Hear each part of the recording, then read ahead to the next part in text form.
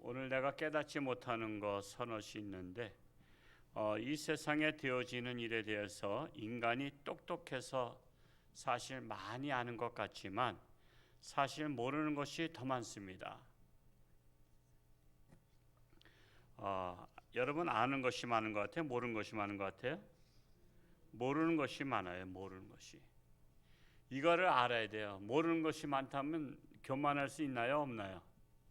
교만할 수 없잖아요. 내가 모르는 게 더 많은데 뭘 교만해요? 저기 아는 것이 더 많아야 그나마 교만할까 말까 한데, 그러니까 근데 이제 모르는 것이 많다는 것을 아는 것이 또 쉬운 건 아니에요. 뭘 모르는 사람은 자기가 뭘 모르는지도 모른다는 사실, 자기가 뭘 모르는지를 몰라요. 여러분 욕 먹는 사람의 특징 중에 하나는 자기가 욕 먹는 줄도 모른다는 거 아시죠? 그러니까 욕 먹는 줄 알면 욕 먹을 짓을 안 하죠. 왜? 내가 저렇게 하면 욕 먹는구나 하고 안 먹는데 계속 욕 먹을 짓을 해요. 그건 몰라서 그래요. 자기가 왜 욕 먹는지를 모르기 때문에. 그것처럼 우리가 너무나 모르는 것이 많다는 것을 또 몰라요. 모르니까는 굉장히 아는 것만 가지고 굉장히 다 아는 줄 알아. 그래서 착각을 하고 있다라는 것입니다. 그러므로 똑똑한 척하고 아는 척하지만 사실 알고 보면 모르는 것이 더 많다라는 것입니다. 그러므로 잠언 기자가 고백합니다. 기이 여기고도 깨닫지 못하는 것이 있다고 고백한 것은 한계를 가진 인간의 지혜로는 도저히 이해할 수 없는 기이한 현상, 인간의 이해로선 도저히 이해할 수 없다, 깨달을 수 없다, 그런 것들을 발견한 거예요. 그러니까 모르는 것을 발견한 사람이 지혜로운 거예요. 모르는 것을 발견한 사람, 지혜로운 사람은 똑똑한 사람이 아니라 자기가 모르는 것을 깨닫는 사람이 지혜롭다. 그래서 우리는 깨달으러 온 거죠. 깨달으러 왔다는 것은 뭐죠? 우리는 지혜로우려고 온 겁니다. 늘 하나님 앞에 나와서 더욱더 지혜를 받으면 우리는 이 세상에 우리는 깨닫는 자로 처신 있게 살아갈 수가 있습니다. 이렇게 인간의 한계를 인정한 이러한 태도야말로 무한하신 능력을 지니신 여호와께 나아갈 수 있는 직접적인 동기가 될 수 있습니다. 한계를 인정해야, 나는 부족해야 나는 하나님 앞에 나아갈 수 있다는 것입니다. 오늘 본문에서 인간의 지적 한계성을 실례로 설명하고 있죠. 우리 30장 19절 말씀을 같이 한번 읽어볼까요? 시작. 곧 공중에 날아다니는 독수리 자치와 반석 위로 기어다니는 뱀의 자치와 바다로 지나다니는 배의 자치와 남자가 여자와 함께한 자치며 그랬어요. 여기서 특별히 세 개는 첫째로 공중에 날아다니는 독수리의 자치.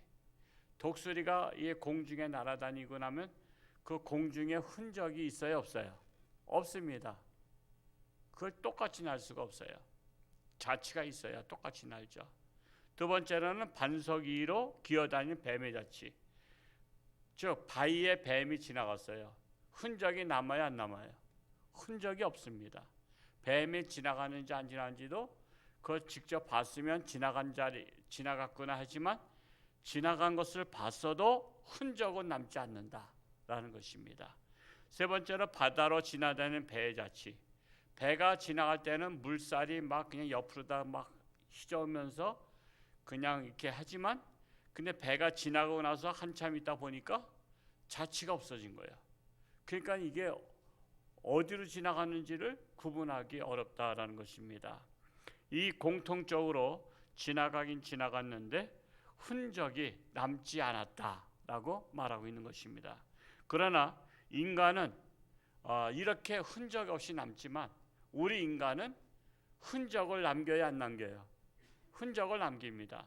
흔적을 남깁니다. 그러므로 독수리나 뱀이나 배는 한번 지나가면 흔적도 없이 사라지지만 인간은 흔적을 남긴다는 거예요. 자, 그러면 우리 인생길을 걸어가면서 우리는 무슨 흔적을 남기고 사는가가 중요해요. 무슨 흔적? 여러분 그냥 눈에 보이는 발자국의 흔적이 아니라 우리 인생의 흔적이 어떠냐 이거죠. 그래서 두 가지로 나눌 수 있는데 아름다운 흔적이냐 아니면 추한 흔적이냐. 여러분 우리는 어떤 흔적을 남겨야 되겠어요? 아름다운 인생의 발자취의 흔적을 남겨야 돼요. 올해 홍천군에는 그렇게 뭐 인물이 배출되지 못한 것 같은데 그나마 홍천에서 인물이 배출됐다고 하면은 한서 남궁호 선생을 들고 있어요. 저기 인제 같은 경우는 한용운 시인을 이렇게 지나가다 보면 사진을 크게 간판을 내걸었는데 그게 자랑이에요. 그분들이 하나같이 뭐죠?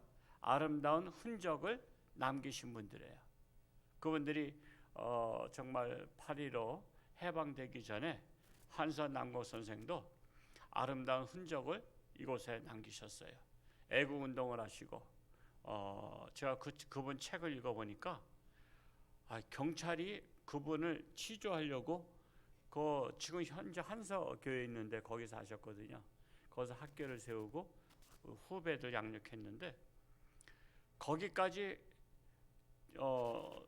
남궁호 선생을 붙잡으러 가셨어. 근데 8.15 그 해방되기 전에는 그 길이 어떤 길이었을까요? 꼬불꼬불한 길이었겠죠. 자동차도 못 다니는 길. 걸어갔어.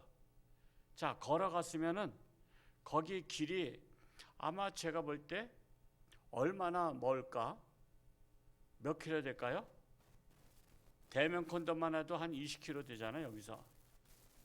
그리고 대면콘도 지나서 거기서도 한참 가잖아요. 그러니까 한 40km 가까이, 지금 100리. 그러니까 경찰이 홍천 경찰서에서 거기까지 100리 가까이 걸어가서 그분을 잡아서 경찰서까지 데려오는 거예요. 그러니까 새벽에 가서 아마 밤늦게 왔겠지. 옛날에는 그렇게 해서 취조를 하고 그랬어요. 참으로 어려운 시절 살았는데 지금은 우리가 거기 뭐 갔다 온다 그러면 뭐 빨리 갔다 온다 그러면 1시간에도 갔다 올 수 있는 거리예요. 참으로 오늘날에는 교통이 발달돼서 그냥 금방 하루에 뭐 오늘도 아산까지 갔다 왔지만은 뭐 아산도 그냥 이렇게 갔다 올 수 있는 그런 거리예요.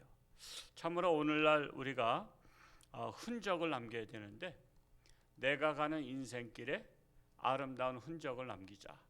자, 이게 이제 포괄적인 흔적이고요. 그러면 이제 내가 살고 있는 삶의 자리에서 어떤 흔적을 남겨야 되겠느냐?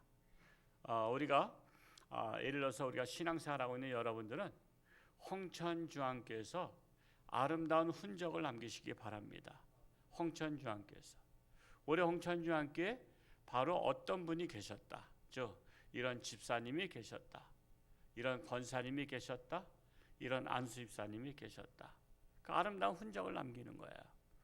지금 우리 교회가 창립 50주년이 다 됐어요. 50년 동안에 사실 목회자가 10번째, 제가 10번째.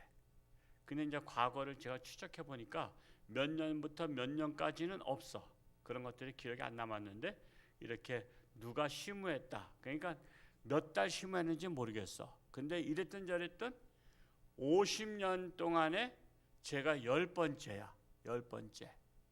10번째인데 제가 26년을 있었으니까 그러니까 50년의 반 정도에서 9분이 다녀가신 거야. 9분이.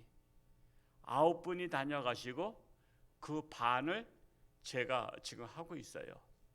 참으로 그렇습니다. 저로서도 홍천중앙교회 아름다운 흔적을 남기는 목사가 되고 싶어요. 여러분은 여러분대로 아름다운 흔적을 남기는 집사, 권사, 안수집사 되시기 바랍니다. 뿐만 아니라 여러분의 직장에서도 마찬가지예요. 여러분 직장에서도 쫓겨나는 분이 없기를 축복합니다. 우린 쫓겨나면 안 돼요. 붙잡히는 사람 돼야 돼. 붙잡히는 사람. 당신 나가면 안 된다. 당신이 우리 회사에 꼭 있어야 된다. 그래서 붙잡히는 사람이 돼야 됩니다. 붙잡히는 사람이 되어야 아름다운 흔적을 남기는 사람이에요.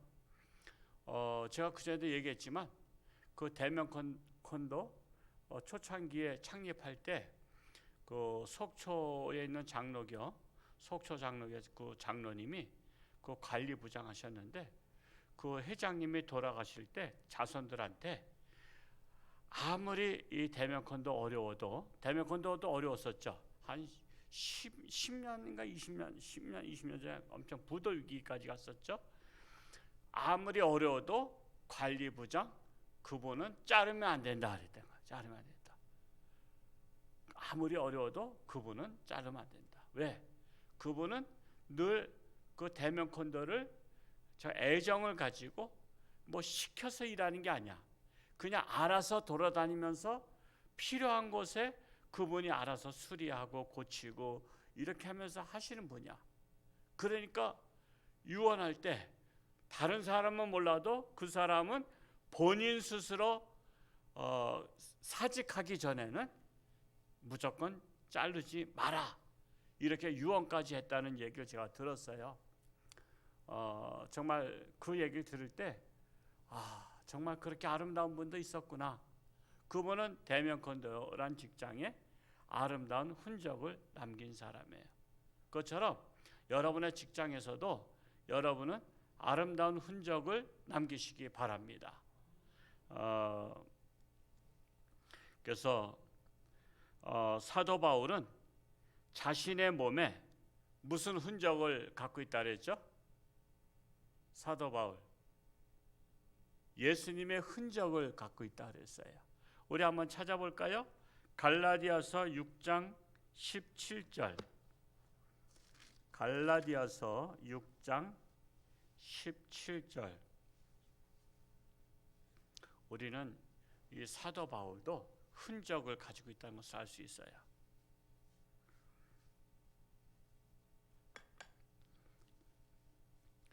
같이 한번 읽어볼까요? 시작. 이후로는 누구든지 나를 괴롭게 하지 말라. 내가 내 몸에 예수의 흔적을 지니고 있노라. 사도 바울이 자기 몸에 예수의 흔적을 지니고 있기 때문에 나를 괴롭히는 것은 예수님을 괴롭히는 것이다 말씀했어요. 자, 이 말씀을 어떻게 이해될 수 있냐면 사도행전에서 보면 사도 바울이 예수 믿는 사람들을 잡으러 가는 사건 나오죠. 그걸 갖다가 다메섹 도상 사건이라 그러죠. 다메섹에 가는 길에 거기서 그때 이름은 바울이 아니었고 사울이었어요. 근데 이제 예수 믿고 이름을 바꾼 거죠. 사울이라는 것은 큰 자란 뜻을 갖고 있고 바울은 작은 자란 뜻을 갖고 있어요. 그래서 그는 큰 자라는 의미의 이름을 좋아하지 않고 예수를 믿고 나서부터는 나는 지극히 작은 자다, 이렇게 이름을 바꿨습니다. 그런데 다메섹 도상에서 예수 믿는 사람들 이제 잡으러 가는 길에 다메섹 그 가는 길에서 갑자기 하늘에서 성령의 불벼락이 나왔죠. 광채가 나면서 그게 성령의 불벼락이에요. 그래서 쓰러지고 눈을 멀었어요. 그러면서 주님의 음성이 들렸죠. 그때 어떤 음성이 들렸어요?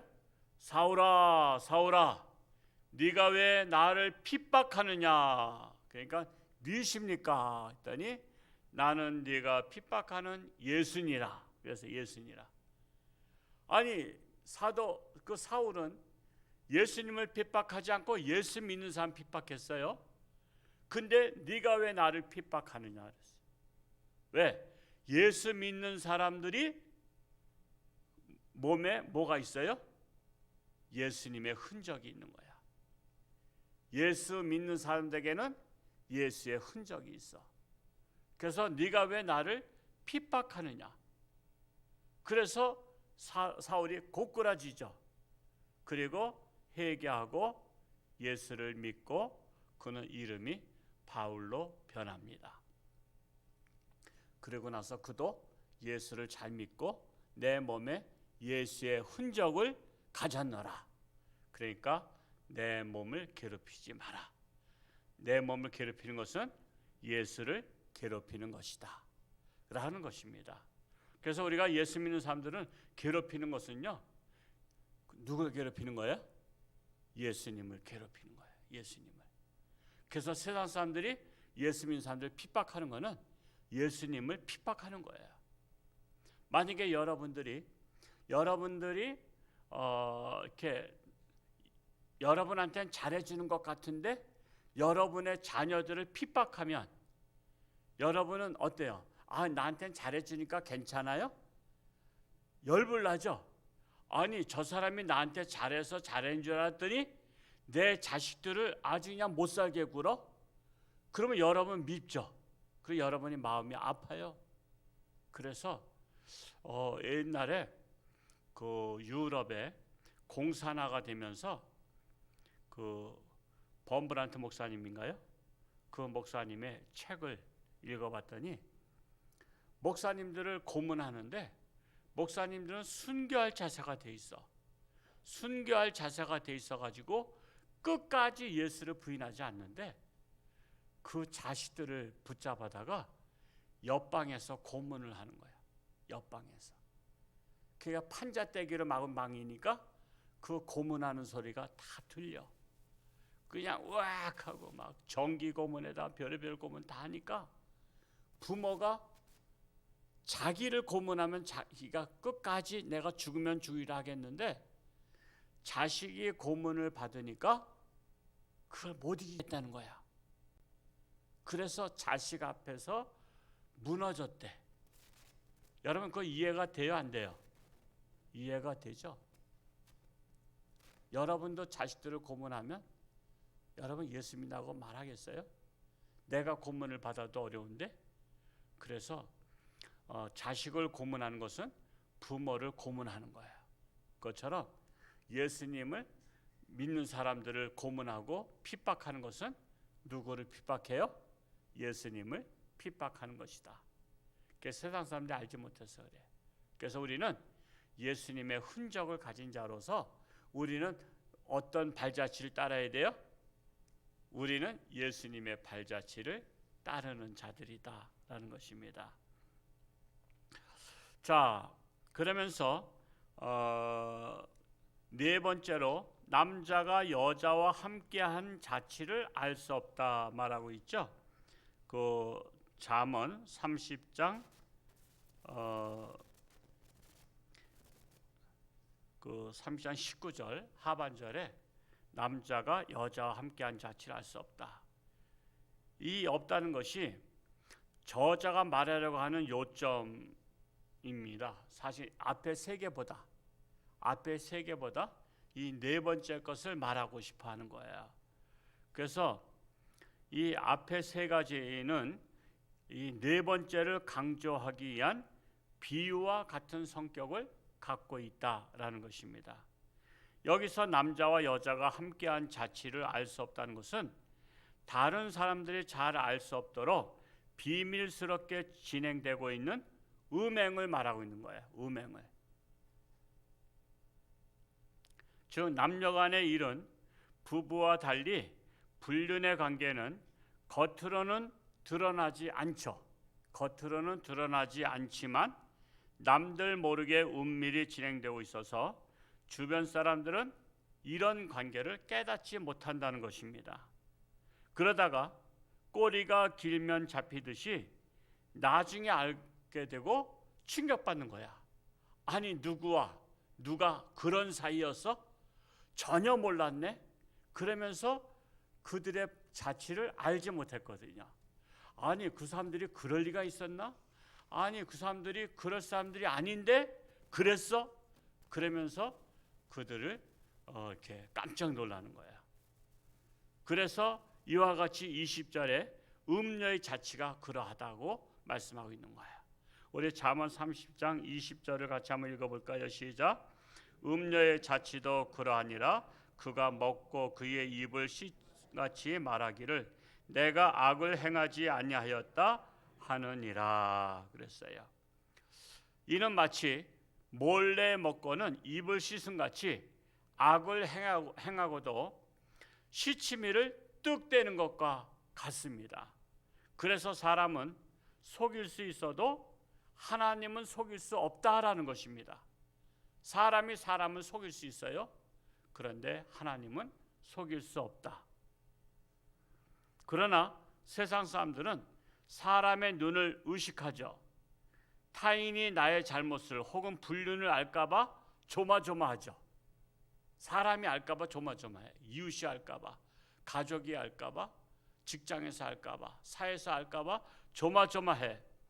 그래서 사람만 속이면 다 되는 줄로 착각하고 있어요. 그러나 하나님은 다 아시죠. 그 사건이 뭐죠? 다윗과 밧세바의 사건이에요. 다윗과 밧세바, 완전 범죄처럼 그 밧세바의 남편을 우리아를 전쟁터 앞에 나가서 죽게 만들어. 그냥 전쟁에 죽은 것처럼. 그래서 과부를 만들어. 과부를 만들고서는 그 자연스럽게 또한 부인으로 취해. 그러기 전에 무슨 일이 있었죠? 이미 잉태했단 말이야. 잉태했어. 근데 그것을 사람의 눈을 피해서 완전 범죄처럼 했는데 전혀 그 사건을 보지 못했던 나단 선지자에게 하나님께서 가서 그 문제를 지적하라고 하는 거야. 하나님께서. 나단 선지자는 보지도 못했어. 완전 범죄 저지른 것을 보지도 못했지만 하나님이 알려주시고 하나님이 가서 그 문제를 지적하라고 했을 거예요. 그 다윗, 사람은 속일 수 있어도 하나님은 속이지 못한다. 그리고 네가 사람을 속이는 것은 사람을 두려워하기 때문인데, 네가 진짜 사람을 두려워해야 될 거야? 아니면 하나님을 두려워해야 되느냐? 누굴 두려워해야 되죠? 하나님을. 근데 하나님을 두려워하진 않고 사람을 두려워하는 거야. 사람의 눈을 두려워하는 거야. 거기다 사람들 그렇죠. 사람의 이목을 두려워해. 다른 사람이 나 어떻게 생각할까? 근데 하나님이 나를 어떻게 생각할까는 생각 안 해. 하나님이 나를 어떻게 생각할까를 생각해야 되는데 다른 사람이 나를 뭐라고 할까? 자꾸만 여기에 대한 사람 의식만 해. 근데 우리는 하나님을 의식하는 자가 되어야 온전한 신앙이네요. 온전한 신앙이. 그래서 우리는 하나님을 의식하며 사는 백성이 되어야 된다는 거예요. 하나님을 의식하는 백성. 올해 홍천중앙교회가 우리는 남들이 뭐라고 하던 우리는 하나님을 의식하며 하나님 앞에 부끄럽지 아니하며 더 나아가서 사람들에게도 부끄럽지 아니하며 내 양심에도 찔리지 아니하는, 내 양심에도 부끄럽지 아니한 우리 자랑스러운 홍천중앙교회 성도님들이 되시기를 축복합니다. 기도하겠습니다. 할렐루야. 고맙고 감사하신 아버지 하나님, 참으로 이 세상에 알지 못하는 것, 흔적도 없는 것이 많이 있지만 그러나 사람의 흔적은 남깁니다. 아름다운 흔적을 남기느냐 아니면 추한 흔적을 남기느냐인데, 우리 홍천중앙교회 성도들은 하나같이 아름다운 인생의 흔적을 남기기 원합니다. 그래서 우리 홍천을 아름다운 세상 만드는데 우리 홍천중앙교회 성도들이 참으로 감당할 수 있기 원합니다. 아직도 세상은 전염병의 흔적이 남기고 있습니다. 그래서 많은 분들이 이 전염병으로 인해서 고통 속에 있사오니 그들을 불쌍히 여기시고 능력의 손길로 안수하사 깨끗함 받고 회복되고 속히 하나님 앞에 달려나올 수 있기를 원합니다. 또한 육신의 질병으로 수술한 자들 위에도 함께 하시고 하나님의 권능의 손길로 치료하는 광선을 바라사 깨끗함 받고 다시는 후유증이 없이 건강한 몸으로 참으로 남은 인생들을 살아갈 수 있도록 그들의 앞길을 축복하여 주옵소서. 벌써 8월까지 마지막 날을 맞이했습니다.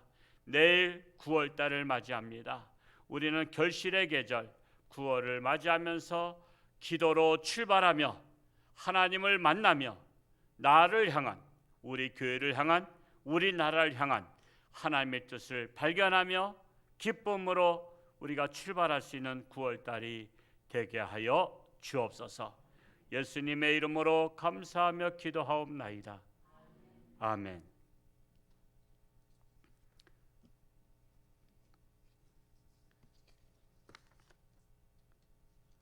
교회 소식을 말씀드리자면 이번 주에는 중보기도 실천서, 성경 읽기, 가정예배 실천서 다 확인해 주시기 바라고요. 내일이 9월 1일 전교인 특별 새벽기도 아주 기도하기 딱 좋아요. 하여튼 나오셔서 기도로 9월달을 출발할 수 있기 바랍니다. 그 돌아오는 주일날은 총회 주일입니다. 총회 주일에도 동참해 주시기 바라고, 또 옛사랑 선포식이 첫째 주에 있습니다. 그래서 양양에 김태영 목사님 모시고 우리가 또 부흥회를 합니다. 그래서 여러분 은혜 많이 받으시기 바라고요. 교회 예벽 공사 중에 있습니다. 비가 오고 그래서 계속 지연되고 있지만 여러분 잘 아무 사고 없이 예배 공사 마칠 수 있도록 기도해 주시고요. 정말 우리 교회가 겉만 이렇게 포장한 것이 아니라 이걸 통해서 우리 내면도 더욱더 아름답게 포장되는 교회가 되도록 기도하시기 바랍니다. 그리고 안정호 목사님 수술핀을 잘 제거했다고 하고요. 그러나 다음 주 월요일 날 퇴원하십니다. 또 유도열 형제도 오늘 수술핀을 잘 제거했다 해요.